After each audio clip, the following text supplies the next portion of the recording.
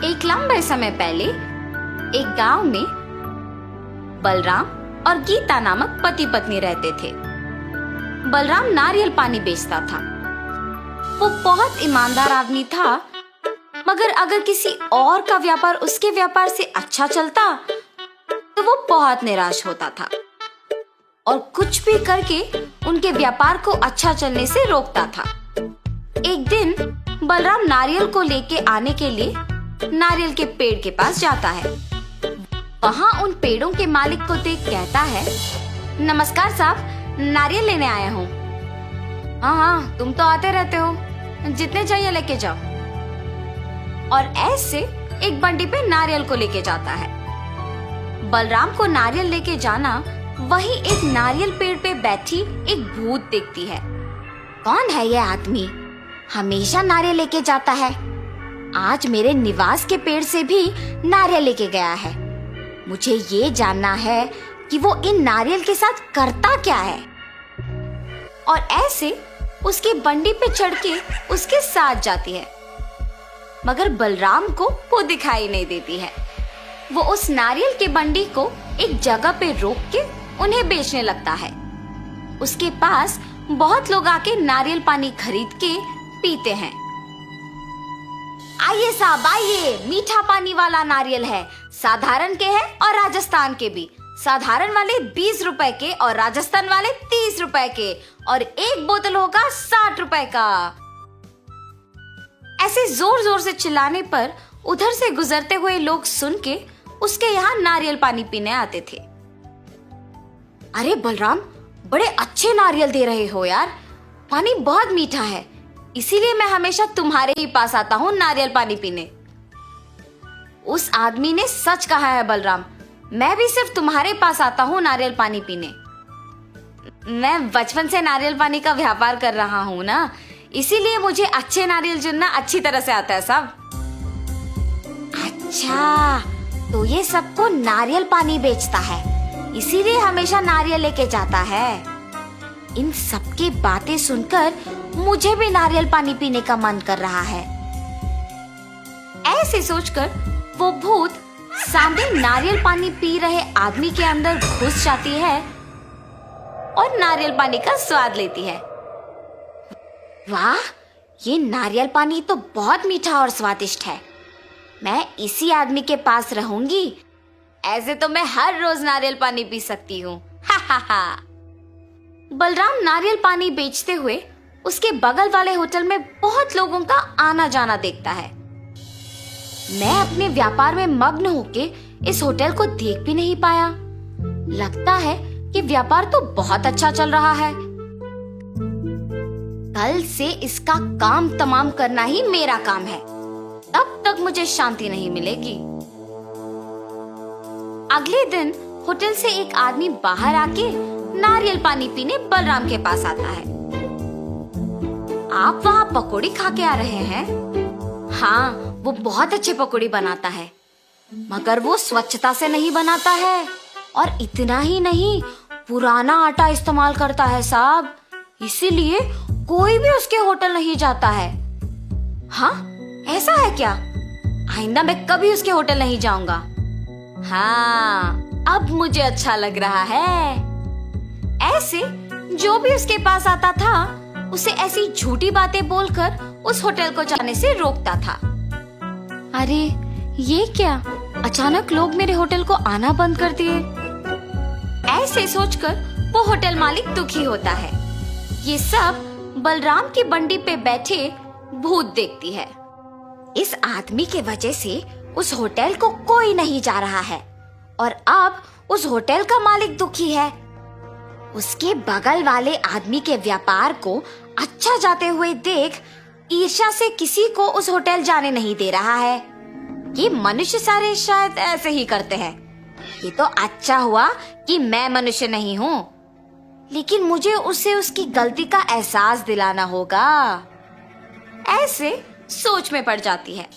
इतने में एक औरत नारियल पानी पीने वहां आती है। बाबू, एक नारियल दो मुझे। जी मैडम। और एक नारियल को काट के देता है, और वो औरत नारियल पानी पीती है। हाँ, मैं अगर इस औरत में घुस जाऊंगी तो इस आदमी को सबक सिखा पाऊंगी। और ऐसे उस औरत में घुस जाती है। बाबू, नारियल पानी बहुत अच्छा है, एक और दो ना। जी मैडम। और ऐसे एक और नारियल देता है। ऐसे वो औरत एक के बाद एक नारियल का पानी पीते ही रहती है। आखिर में उस बंडी पे मौजूद सारे नारियल खत्म हो जाते हैं। क्या एक मनुष्य ही है? मेरे पास के सारे नारियल का पानी पी गई। मैडम, मेरे पास के सारे नारियल ना खत्म हो गए, अब आप पैसे दे दीजिए। लेकिन वो पैसे दिए बिना बस चुपचाप खड़े रहती है। मैडम, पैसे दिए बिना आप ऐसे खड़े क्यों हैं? पैसे दीजिए। और अचानक वो भूत में बदल जाती है। क्या मुझसे ही पैसे मांग रहे हो तुम? ऐसे जोर से कहती है। उस भूत के चेहरे पे घाव और आंखों को लाल होते देख बलराम बहुत डर जाता है। हाय भगवान, भूत! ये कह के बेहोश हो जाता है। ये देख वो भूत उस औरत से बाहर निकलती है। बलराम को बेहोश देख उस औरत को कुछ समझ नहीं आता और वो वहां से चले जाती है। कुछ समय बाद बलराम को होश आता है और जब वो उसके चारों ओर देखता है तो उसे कोई नजर नहीं आता है। ये भूत कहाँ गई? मेरे सारे नारियल का पानी पी के पैसे दिए बिना चली गई। वैसे मुझे तो खुश होना चाहिए कि वो सिर्फ मेरे नारियल का पानी पीकर मुझे कुछ नहीं की। मुझे तो कल से दुकान लगाने के लिए भी डर लग रहा है। ऐसे सोचते हुए अगले दिन डरते हुए दुकान लगाता है। लगता है इसे कल का सबक काफी नहीं था। मुझे इसे कल से दुकान लगाने से ही रोकना होगा। इतने में उसके पास नारियल पानी पीने एक औरत आती है और कुछ आदमी भी आते हैं। ये देख वो भूत उस औरत में घुस जाती है। पहले उसको एक नारियल काट के देता है। वो नारियल पानी पी के पैसे दिए बिना जाने के लिए पीछे मुड़ती है। मैडम, मैडम, आप पैसे दिए बिना जा रहे हो। वो औरत भूत की तरह बदल के पीछे मुड़ती है। इतना जल्दी भूल गए मुझे कि पैसे मांग रहे हो? ऐसे जोर से कहती है। उसे डरावना दिखते देख वहां के सारे लोग भूत भूत करके चिल्लाते हुए भाग जाते हैं। बलराम भूत को देख कांपते रहता है। उसके बाद भूत भी वहां से चली जाती है। कुछ देर बाद बलराम वापस होश में आता है। आज भी वो भूत आई है। मेरे साथ और भी लोग उस भूत को देख भाग गए। कल से कोई भी मेरे पास नारियल पानी पीने नहीं आएगा। ऐसे सोचकर तब से नारियल पानी बेचने के लिए डर के घर पे ही रहता है। कुछ दिन बाद उसके बगल वाले होटल का मालिक बलराम का ना आना देख सभी की बातें सुनकर उसके घर जाता है। बलराम, बलराम, तुम यहाँ क्यों आए? मुझे पता है कि तुम्हारे साथ क्या हुआ। तुम निडर कल से आके वापस अपना दुकान लगाओ। तुम बहुत अच्छे हो।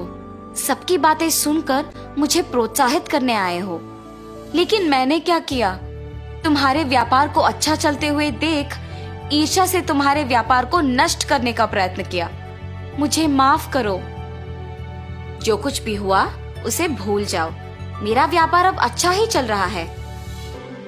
मेरे व्यापार ऐसे अचानक रुकने की वजह से ही मुझे मेरे गलती का एहसास हुआ है। ऐसे जब कह रहा था वहां वो भूत आती है। अरे भूत, भूत! मुझे देख के डरो मत। मैं तुम दोनों को कुछ नहीं करूंगी। बलराम, तुम्हें तुम्हारी गलती का एहसास दिलाने के लिए ही मैंने ये सब किया है। अब जो तुम सुधर गए हो, मैं खुश हूं। अब मैं तुम्हारे पास नहीं आऊंगी। मैं अपने निवास की जगह चली जाऊंगी। ऐसे कह के वो भूत चली जाती है। अब से तुम नारियल का पानी बेचने आ जाओ। ऐसे कह के वो होटल का मालिक भी वहां से चला जाता है। तब से बलराम सबसे अच्छे से पेश आके बाकी लोगों के व्यापार से दूर रहते हुए उसके खुद के व्यापार पे दृष्टि लगा के मेहनत से काम करता है। उससे उसका व्यापार कुछ ही दिनों में विकास पाती है और वो एक बड़ा दुकान लगा के नारियल बेचते हुए अपने परिवार के साथ खुशी से रहता है। तो इस कहानी का नैतिक क्या है? दूसरों की सफलता देख ईर्ष्या से उनका काम बिगाड़ना हमें हमारे काम को दृष्टि से नहीं करने देता है और वो हमें नष्ट कर देता है। इसीलिए अपना काम ढंग से करो और दूसरों के काम में दखल अंदाजी मत करो।